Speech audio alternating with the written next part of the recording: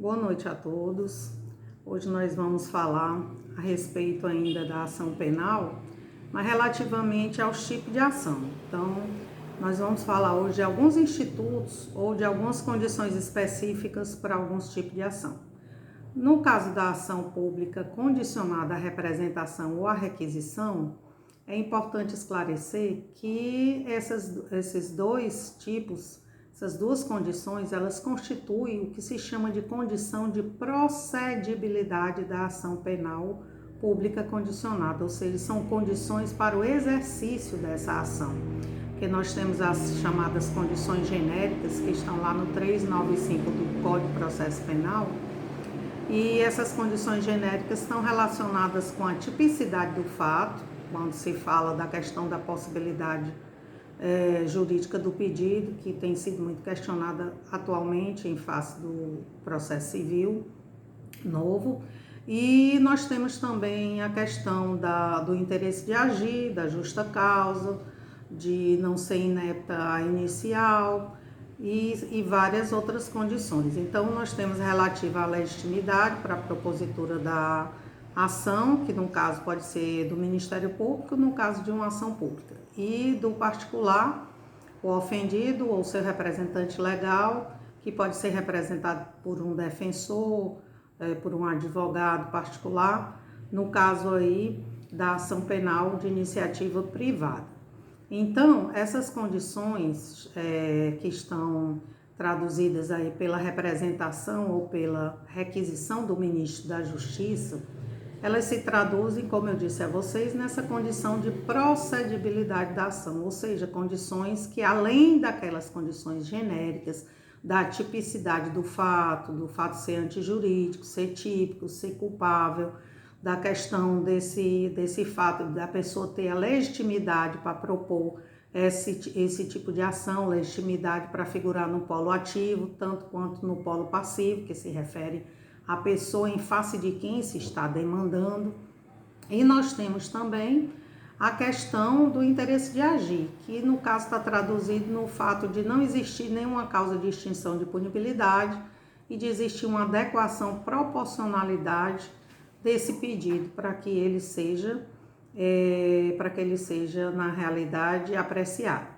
Então, a condição também chamada de justa causa, que é a única que o Código traz expressamente falando, porque ele só fala que deve estar previstos os pressupostos processuais e as condições da ação, mas ele não fala exatamente o que ele considera como condições da ação, né?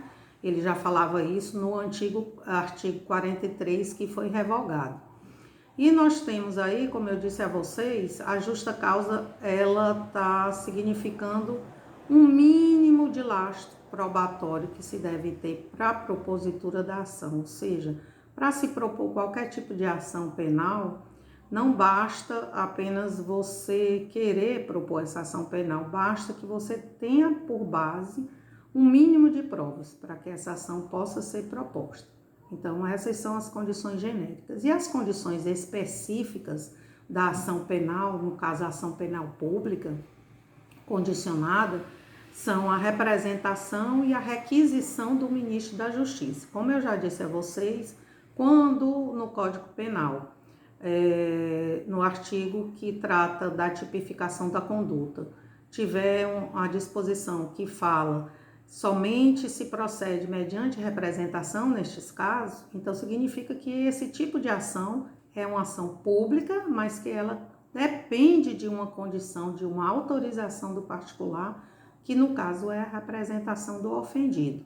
Para que o Ministério Público possa propor esse tipo de ação, é necessário que o ofendido, ou seja, a vítima naquele crime, que ele ofereça essa autorização, que ele ofereça essa representação. E no caso da requisição do ministro da Justiça, como eu já disse a vocês, que ela tem casos específicos a respeito dessa requisição do ministro da Justiça, é um ato político que também se traduz numa autorização para que seja iniciado um determinado processo, no caso de crime contra a honra do presidente da República ou de um chefe de Estado estrangeiro. Então,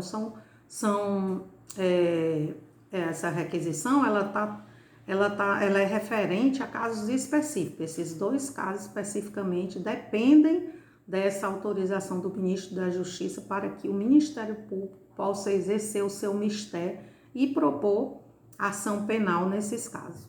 Bem, relativamente aos tipos de ação penal privada, nós temos também alguns institutos que estão relacionados com o princípio da disponibilidade da ação penal privada ou do princípio da oportunidade ou conveniência que nós vimos em alguns vídeos aí que já foram gravados para vocês. Então, esse princípio da disponibilidade fala que, no caso, a pessoa pode propor a ação, se quiser, ela tem a faculdade de propor essa ação, o princípio da oportunidade ou conveniência, e pelo princípio da disponibilidade, após a propositura da queixa-crime, após o início da ação penal privada, o particular, ele pode dispor dela no sentido de que ele pode desistir dessa ação. Então, aí nós já falamos de 2 casos, que é do perdão do ofendido e da perempção. Ele pode dar causa a isso. Então, esses institutos, os institutos relacionados com o princípio da oportunidade, são os institutos da renúncia e o instituto da decadência. Então, no caso da renúncia, a pessoa deixa de propor, ela renuncia, ela abdica do seu direito de propor ação penal contra o seu ofensor. Então, a renúncia ela é extraprocessual porque ela vem antes do processo.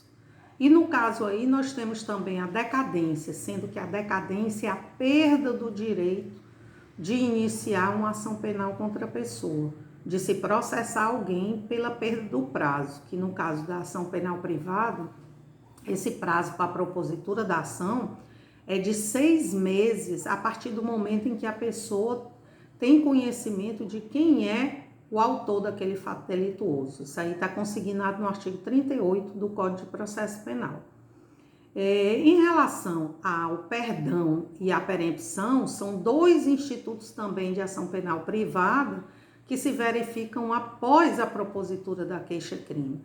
Então, esses 2 institutos, perdão do ofendido é como se você revogasse aquele ato de querer propor uma ação penal contra alguém. Então, ele pode ser tácito, ele pode ser expresso. E nesse caso aí do perdão do ofendido, ele é bilateral porque tem que haver uma aceitação ou não do particular. Se ele em 3 dias, se o ofensor silenciar, significa esse silêncio aí, ele tem um sentido de aceitação, porque ele deve se manifestar em relação a esse perdão do ofendido, né? Caso ele não se manifeste nesses 3 dias, entende-se que foi aceito tacitamente esse perdão e também se estende a todos aqueles que não recusaram e que também silenciaram em relação a isso. Em relação à perempção, nós temos a perempção lá que está no artigo 60 do Código de Processo Penal, né? Quando a pessoa deixa de movimentar o processo, deixa de comparecer a alguns atos que deveria comparecer. Então, até o próximo vídeo. Um abraço em todos, que todos